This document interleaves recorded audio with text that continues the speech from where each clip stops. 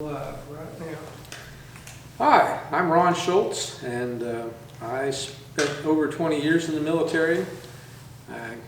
2 years before I graduated high school, I was kind of a Vietnam protester, said, oh no, we won't go. And 2 years later, I raised my right hand and went off to the Air Force. Chose the Air Force because I loved airplanes. I had tons of models of airplanes hanging from my ceiling. You'd walk in, you think you're in some kind of airport. And so I went off to boot camp in October of 1970 during the Vietnam War, and eventually served through to the Persian Gulf. I spent 9 years in the Air Force. During that 9 years, I spent a temporary duty in Greece, a temporary duty in Germany, and I spent a year in Thailand. So, Pom Pu Thai, Mak Mak Ching Ching Sadui. Spanish, not so good. Thai, I know. Enjoyed it. Had a great time. Thailand was quite an interesting place to live, learning their culture, learning some of the things that they do. When you go to different countries, it's always good to learn. I tried to learn as much of their language as I could. I celebrated their culture as much as I could. So I got out to go to college in 1979, actually, 78, and was still in the Air Force for another year after that. After 4 years of college and 2 years in the Navy, I got out of the service completely for a while. Of course, got out in the middle of a recession, couldn't find a job, so I started looking around, and the Army was real close to home. So I ended up with the Army almost 10 years before I retired. I tell people I got too old for the Marines, that's why I retired. Met a lot of great people. I guess my favorite assignment overall was the 30 days in Greece. It was just fantastic, blue waters, even the jellyfish that came up were blue. People were very friendly. I got lost one time, but I had taken a little card with airport written in Greek with me, so that in case I got lost, I could point to somebody to do the universal, this. And an older gentleman had me get in his car, took me to the airport, and I offered to pay him. He says, no, an American. He was older, so I'm assuming he went through World War II and was kind of grateful for our help in freeing them from the Nazi rule. Thailand was good because the people were hard-working people. It's amazing how hard-working they are and very ingenious in how they do things. They would take Coke cans and stuff and make shingles out of them for the roof, and you could ask them to make you anything. There was a picture of a lion that I really kind of liked, so I took it to a fellow and said, can you make me a tie tack out of it? And he looks at me and said, never do before GI, but can do easy. Come back 3 days. And sure enough, 3 days it was done. They made me a pair of boots, custom made for $20. It lasted me 20 years. Getting used to their diet was a little different because they eat things we would never think about. Tarantulas, snakes. They have these bugs called rice bugs that look like cockroaches on steroids. They're like little armored vehicles. I came out one night, heard ping, ping, ping as I was going to the truck, and I ducked, thought it was gunfire. It's these crazy bugs running into the metal building and then laying on their back like that. But they would snap the heads off and suck the innards out of them. If it was a female with eggs, that was like prime rib steak to them. I couldn't get into that. They kept trying to tell me GI tastes like chicken, and I'm kind of like, bring me the chicken. I said, I die young kid Thailand, I eat that. But I did end up eating something that I did not know what it was. I thought it was beef jerky. It was the very best jerky I ever ate in my life, and I'm just chewing away on it. I don't know how much I was eating, but I was eating quite a bit, and I finally had 2 sticks left, and the little Thai guy goes, oh, GI, kun shak ging ma mak mak, and I'm going, uh-oh. Because their language is tonal. High-pitched ma means horse, low-pitched ma means dog. So I didn't know if I was eating a horse or a dog, so I said, alai na, which means, what did you say?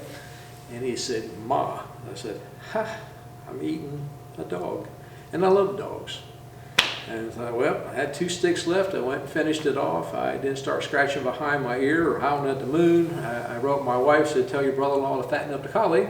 When I get home, we'll make jerky. Of course, we didn't do that, but it was just a good time overall. Of course, it was bad in some ways because I was away from my family. I've spent a lot of different holidays away from the family. In fact, my son was 4 months old before I got to see him because I was still in Thailand when he was born and couldn't get back, to be with my wife during that time. So she lived with her parents, and that happens, unfortunately, to a lot of folks. When you're in the military, you belong to the military. When I was trying to get married, I had one sergeant tell me, he said, if Uncle Sam wanted you to have a wife, he'd have issued you one. And I said, well, if he did as good as he did with my uniforms, where some stuff was too big, some stuff too small, I said, I don't think I want the one they will issue me. It probably would not fit. I have to give my wife credit. She stayed with me through all that time. She had to endure some of those hardships, so she served the home front in a sense. I couldn't have done what I did without my wife's support, so I'm real thankful for her. When I first got out, like I said, I went to college, and which was interesting because I was considered 55 out of 57 in my academic class because I told them I didn't want to go to college. I wanted to go to Votech, learn auto body, something like that. But 8 years after I got out of high school, I ended up in college and graduated in the top 10 of my class. That wasn't necessarily because I got smarter, it was motivation. I didn't have the motivation when I was in high school because I was bullied a lot. And so I just wanted to get out. I didn't really care, just wanted to get out. And if you are being bullied, you need to tell people about it. And don't listen to that stuff. Because once I got away from those people, I was able to grow and to succeed. Since then, I've written 2 books. I teach, substitute teach at places. I have taught in an Army school. I've got an IT career field that I retired from. So, for the boy, they had no hopes of succeeding or doing well because I was this and that. They didn't know what they were talking about. So if you're not being treated well, just be patient. When you get out, you'll have your chance to show people who you really are, and they will be shocked. In fact, I think some of my teachers would probably faint if they knew that I was actually teaching in school somewhere. But you can succeed. You just have to have the drive, and you have to have confidence in yourself. Don't listen to what other people say because they don't know you, but you know who you are. I've had, like I said, numerous careers. I had 6 MOSs in the Army, which is what they call a job skill. Like I said, I was an instructor for them as well. Worked for the VA for 20 years. Started out as a contract specialist. Then went to medical administration as a liaison between the computer people and them, because they didn't speak the language, so I learned how to translate basically in that career field, and then eventually ended up in the IT career field. Retired the 3rd time out of Cook Children's, where I was also an IT specialist. And now I do a lot of social media. I have a Facebook account, I've got a web page. I post a lot of my stuff on various forums. I've had an article published in a master's seminary periodical. And I'm pawpaw to 7 grandchildren, and now just recently I've become a great pawpaw to fraternal twins from one of my grandchildren. And at 68 years old, I'm still running pretty strongly. I'm still trying to figure out what my next phase is, what am I going to get into, where else can I serve. Now that I'm retired, my life is to give back. This country and God has been very, very good to me. So it's my turn to give. I do a lot of my IT work for widows, single moms, since I was raised by a widow, and of course veterans. And I don't charge for any of that. It's just my part of giving back. I volunteer for everything. Sometimes I wish I had more of me to go around, but it's a busy life, it's an active life. I told people when I retired, I didn't retire to sit on the front porch drinking iced tea, just, wait for the undertaker. So I thank you for this opportunity to share with you, and I would do it again.